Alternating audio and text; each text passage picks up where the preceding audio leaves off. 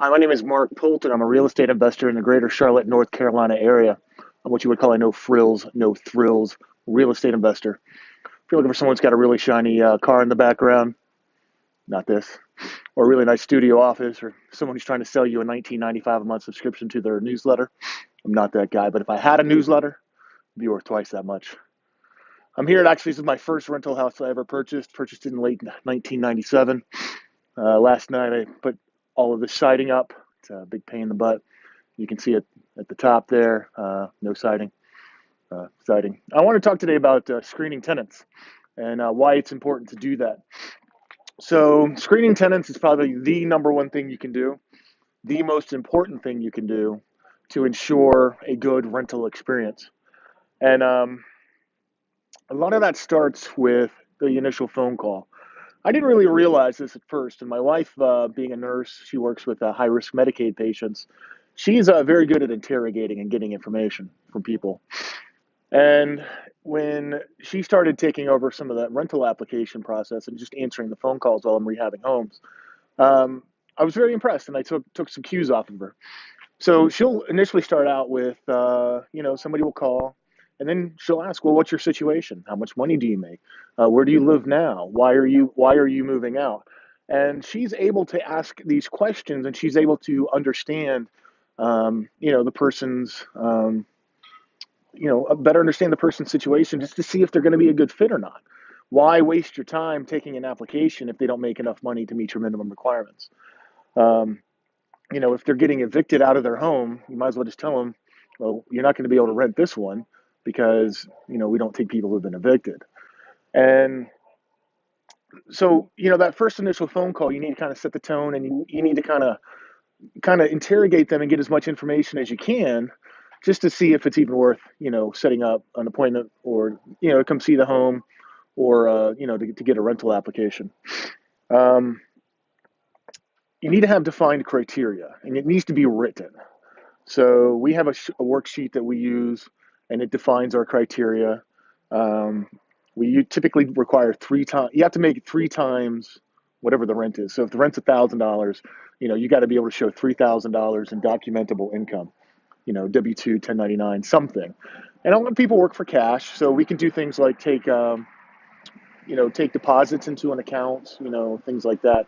Uh, if you can't document your income, then there's really nothing we can do. We don't take drug dealers. We don't take illegal people. Um, people who do illegal things. I guess you've got to have a job. The last thing I want to do is rent out a house like this for $1,500 a month, and then you get arrested for drug dealing or something along that line. Out of it, it's a big problem for me. I had an unnecessarily quick turnover, which I didn't really want to deal with, and and and you need to stick with your criteria. I used to be a sucker for a good story, and my wife, she's not. She doesn't really care. You have to meet the criteria. If you don't meet the criteria, we don't rent to you.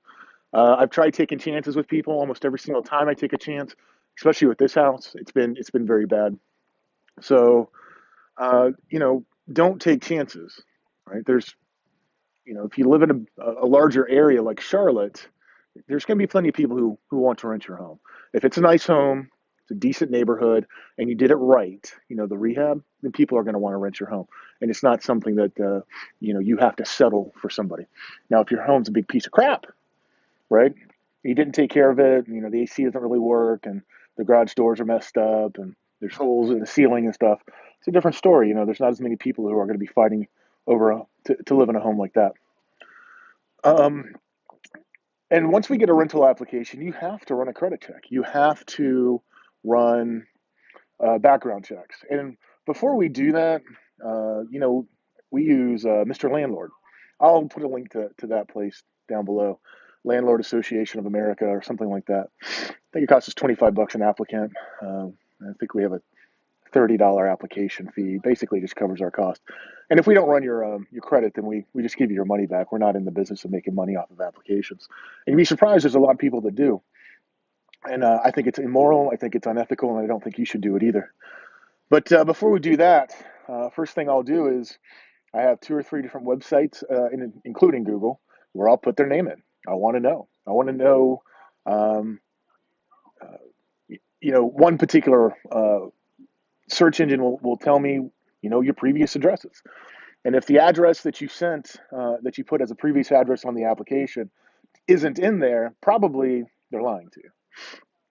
The credit and background check will also do it, but it's not always 100% accurate. What I really love is the driver's license address that's different than and it's also not listed on the application. Um, just makes me chuckle. As far as checking out credit, we look for people who pay their bills. So things like medical bills, we don't count that against you because they're not collectible. No one, they can't do anything about it. They can't garnish your wages or anything like that. But if you don't pay your cell phone bill, you don't pay your cable bill, probably not going to pay your rent. So, um, that's an easy way to look at it. And you need to have at least a couple years of history of doing that. The next thing we'll do is we'll head over to the Mecklenburg County Sheriff's website. We want to see, have you been arrested? What have you been arrested for? I have another search tool, really good at coming up for traffic violations. You'd be shocked at what you can find on these websites. And if you have a ticket for 20 miles an hour of the speed limit, don't really care. But if you have a ticket for not having insurance, well, that matters to me because if you're not going to pay your car insurance, you're probably not going to pay your rent. So we're not going to rent to you. I want to know. We run into a guy and we found it. He apparently was charged with attempted murder. He beat the crap out of his wife so bad that they had charged him with attempted murder. And I had actually found it, but it was so bizarre and off the wall, and I couldn't find any more supporting documentation. And the guy actually denied that it was him, even though it was him. We would not have rented to him had I known that. And he's still beating his wife today. He's been arrested at least twice for it, and it's a bad situation. But that's one of those things where I've never seen somebody who had an attempted murder charge uh, try to rent one of our homes. But you live and you learn. And once all that's done, you know, we will sit down and we'll evaluate the criteria.